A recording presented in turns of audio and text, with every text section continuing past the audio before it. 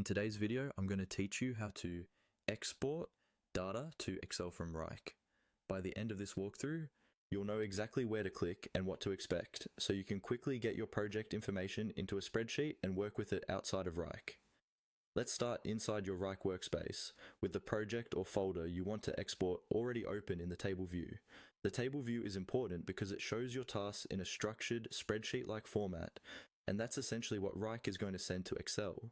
Look towards the upper right area of the project view, near the title of your project. You'll see an icon with 3 small dots, usually arranged vertically or horizontally. This is often called the More Options menu. Go ahead and click on those 3 dots.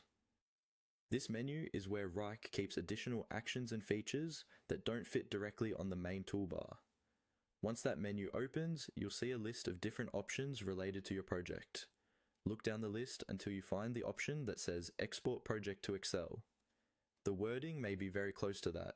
Click on Export Project to Excel. When you click it, Wrike will usually open a small window or dialog box. This is Wrike confirming that you really do want to export the project, and in some cases it may show you a brief note about what will be included in the export. Typically, the export will contain your tasks, their descriptions, due dates, assignees, and other key details that are visible in the table. In this dialog box, you'll see a button labeled Export. This is the final confirmation step. Before you click it, make sure that this is the correct project or folder you want to export, especially if you're working in multiple tabs or with similar project names. When you're ready, click on Export. Wrike will now generate an Excel file for you. Depending on the size of your project, this can take a few seconds. After that, your browser should either start downloading the file automatically or prompt you to choose where to save it on your computer.